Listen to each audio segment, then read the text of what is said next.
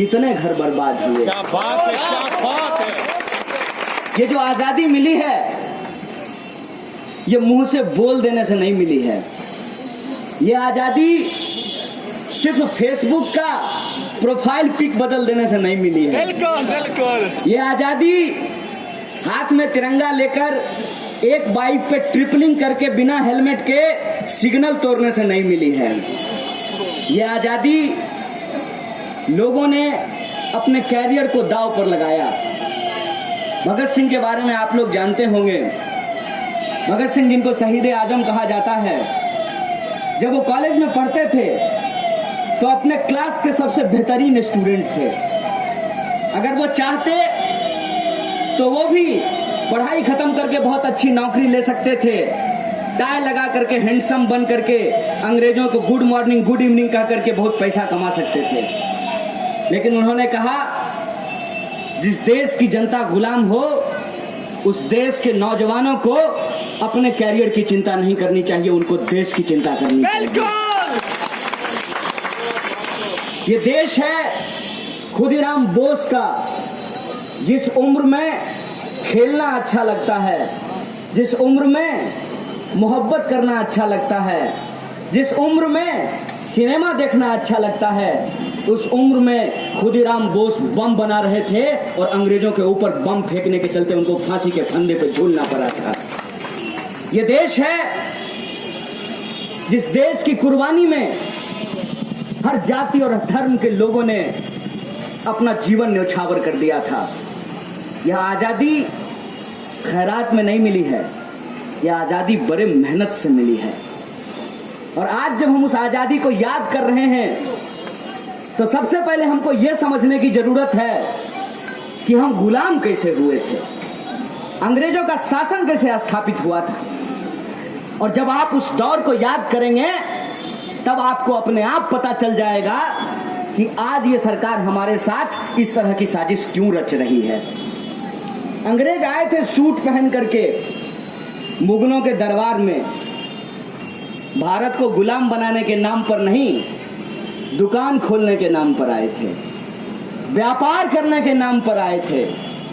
2014 में जब मोदी जी भाषण दे रहे थे तो ये नहीं कह रहे थे कि वो एनआरसी लाएंगे और 370 हटाएंगे। वो कह रहे थे कि हम डेवलपमेंट लेकर के आएंगे, रोजगार लेकर के आएंगे, 15 लाख आपके खाते में पहुंचाएंगे, काला धन खत्म करेंगे। इस नाम पर वोट लेकर के गए थे। अंग्रेज जब आए थे तो कहा था हम रेलगाड़ी चलाएंगे, हम डाक खानों का विस्तार करेंगे, हम सड़कें बनाएंगे, हम कपड़ों का मिल लगाएंगे। ये नहीं कहा था कि हम हिंदुस्तानियों को गुलाम बनाएंगे, हिंदुस्तानियों की धन संपदा लूटकर एक रेस्तरां बनाएंगे जिसके बाहर ये लिखेंगे कि इसमें कुत्ते और भारतीय घुस नहीं सकते हैं। आज हमारे साथ ये नहीं हो रहा है कि जो हिंदुस्तान में पैदा हुए, जिनके बाप दादा हिंदुस्तान के थे, आज उन लोगों को कहा जा रहा है कि एनआरसी के नाम पे तुमको हिंदुस्तान से बाहर करेंगे। इस बात को आप सोच करके देखिए। और अंग्रेज जब यहां व्यापार करने के लिए आए तो उनको कुछ ही दिनों में पता चल गया कि इस देश में डाइवर्सिटी बहुत ज्यादा है, विविधता बहुत ज्यादा है। एक ही राज्य में जो एक भाषा बोली जाती है उसके उत्तर में जब आप जाएंगे तो भाषा किसी और तरीके से बोली जाएगी, और दक्षिण में जब जाएंगे तो भाषा किसी और तरीके से बोली जाएगी। मतलब पूरे बंगाल में एक ही बांग्ला नहीं बोला जाता है। बंगाल का कौन सा हिस्सा किस राज्य के नजदीक है और वहां कौन सी भाषा बोली जाती है, उसका प्रभाव उसके ऊपर दिखाई देता है। ये आपके विधायक जी इतना बढ़िया हिंदी क्यों बोल रहे हैं? क्योंकि बिहार से सटा हुआ इनका घर है। ये हिंदुस्तान की खासियत है। एक ही धर्म में आपको अलग अलग तरह के लोग मिलेंगे। अगर आप मुसलमान की ही बात कर लेंगे, खान, पठान, अंसारी, सिया, सुन्नी, अहमदिया, तरह तरह के लोग मिलेंगे। देवबंदी, बरेलवी, तरह तरह के लोग आपको मिलेंगे। अगर आप हिंदुओं की बात कर लेंगे तो आपको शाकाहारी हिंदू भी मिलेंगे और मांसाहारी हिंदू भी मिलेंगे। आपको राम को मानने वाले हिंदू भी मिलेंगे, आपको शिव को मानने वाले हिंदू भी मिलेंगे। आपको वो हिंदू भी मिलेंगे जो जलाते नहीं दफनाते हैं। और ये मैं मजेदार बात आपको बोल रहा हूं। अब जब आप कर्नाटक जाएं तो कर्नाटक में एक समुदाय है जिसका नाम है लिंगायत। हम लोग कहते हैं कि वो हिंदू हैं, वो कहते हैं कि हम पूरी तरह से हिंदू नहीं हैं। और जब आप देखेंगे कि उनके घर में कोई मरता है तो उस लाश को वो जलाते नहीं हैं, उनका अपना कब्रगाह है। और मैं ये बात बोल रहा हूं, ध्यान से इस बात को सुनिएगा।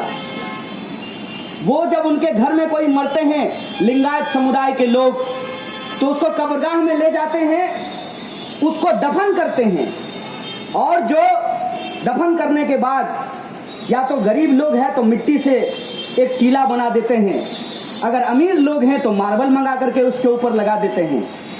उस टीले के ऊपर भगवान शिव की शिवलिंग रख दी जाती है। यह परंपरा भी हिंदुस्तान की परंपरा है। जब अंग्रेजों ने देखा कि यह देश इतना विविध है तो इस देश पर राज कैसे किया जाए, इस देश पर शासन कैसे किया जाए, तो अंग्रेजों ने एक तरकीब निकाली।